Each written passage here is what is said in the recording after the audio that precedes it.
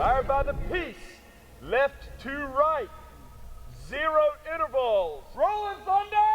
Fire! Ceasefire, secure the battery.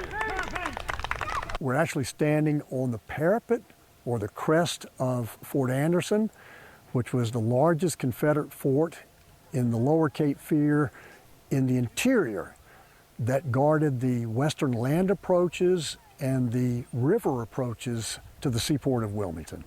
The fort was initially started in March of 1862.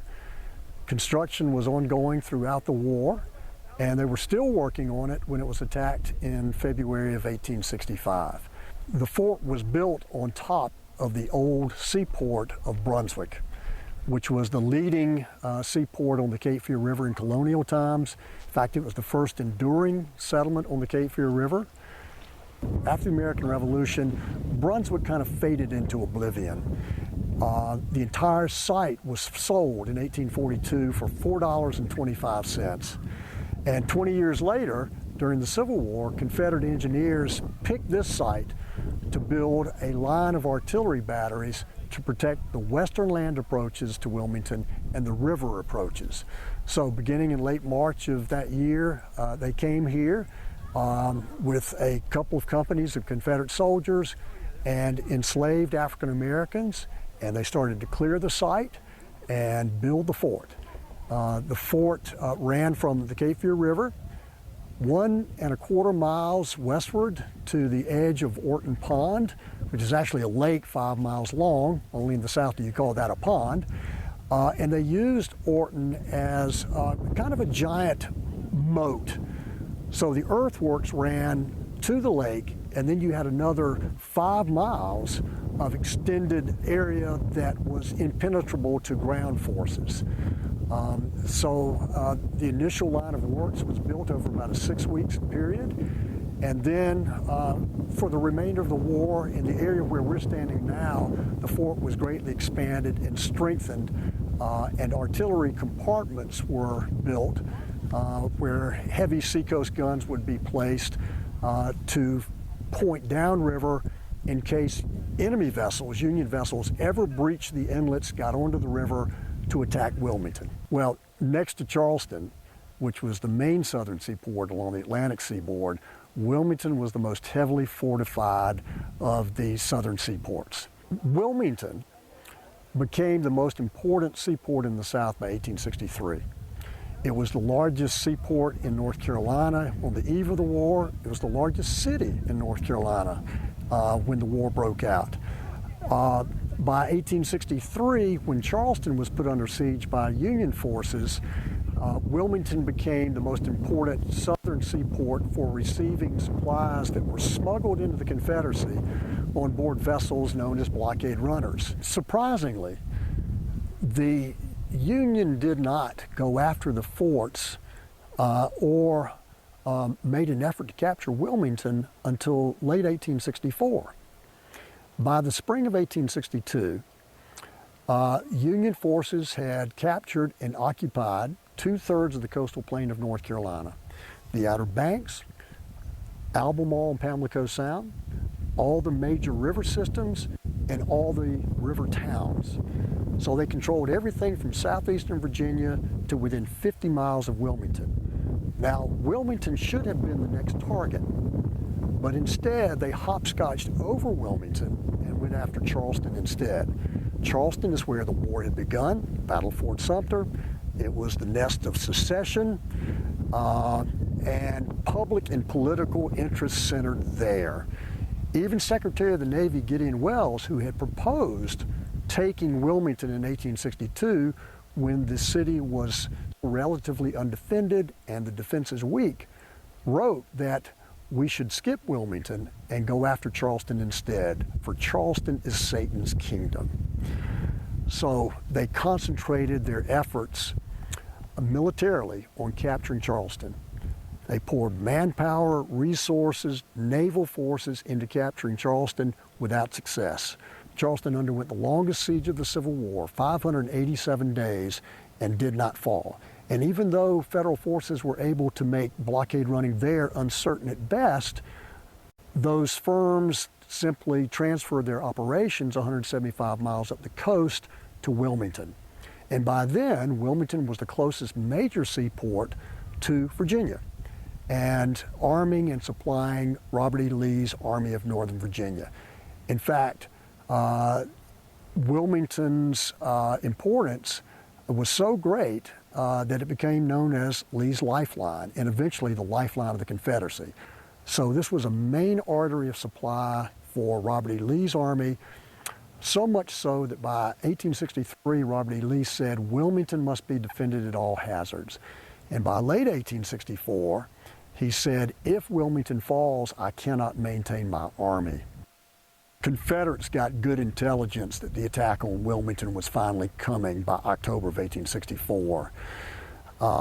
They knew that the attack was planned against Fort Fisher, and so Fort Anderson's garrison was largely depleted to send reinforcements to Fort Fisher. So you might have had a company or two of troops here. There would be two attacks on Fort Fisher. One at Christmas of 1864 that turned out to be the largest naval bombardment of the Civil War. But the fire on the fort, which is the largest, strongest Confederate seacoast fortification, was largely diffuse and ineffective. So the army that had gone ashore approached the fort, saw the defenses were still strong, the cannons in the fort still pointing up the ground across which the army was going to have to attack. So they aborted the mission.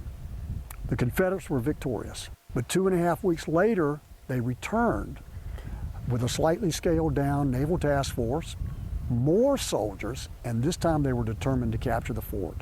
And after 2.5 days of bombardment, the second largest naval bombardment of the Civil War, Union ground forces attacked late on the afternoon of January the 15th and overwhelmed the Confederate defenders. Outgunned, outmanned, exhausted, they put up a good fight, but the fort fell that night. And then the Union forces turned their gun sights upriver to capture Wilmington. And that's when Fort Anderson came into play. General Braxton Bragg, who was the departmental commander, abandoned the forts at the mouth of the river and withdrew them to Fort Anderson. And that's when the most soldiers, were in Fort Anderson during the war. There were about 2,300 Confederate soldiers here, about 4,500 Confederate soldiers across the Cape Fear River, a division of troops that had been sent by General Lee from the Petersburg lines to make sure that Wilmington remained in Confederate hands. It had to be safeguarded. Remember, if Wilmington fell, he could not maintain his army. So you've got troops over here, you've got Confederate troops directly across the Cape Fear River, but General Grant wants to capture not just Fort Fisher and close the harbor to blockade running, he needs to capture Wilmington. Why? Well, at the time that the Federals were being defeated at Fort Fisher in the first attack at Christmas 1864, the Federals gained an important victory 300 miles to the south. General William T. Sherman's army captured Savannah. After capturing, occupying, and destroying Atlanta in the fall of 1864, General Sherman marched his 60,000-man army the entire breadth of the state and captured Savannah on December the 21st. He presented the city to President Lincoln as a Christmas gift. Now safe on the seacoast, General Grant wanted to transfer Sherman's army by sea to from Savannah to Petersburg for one last push against Robert E. Lee's army, or the greatly expanded army. And so Wilmington became so important that U.S. Grant left Virginia, came to the Cape Fear River, and on January the 28th, he consulted with the leaders who had captured Fort Fisher. How do we capture Wilmington? And the Naval Task Force commander, Admiral David Dixon Porter, and the Union general whose forces had captured Fort Fisher, his name was Alfred Terry, they said, well, we've been here for about 2 weeks now, and we've scouted the Confederate positions.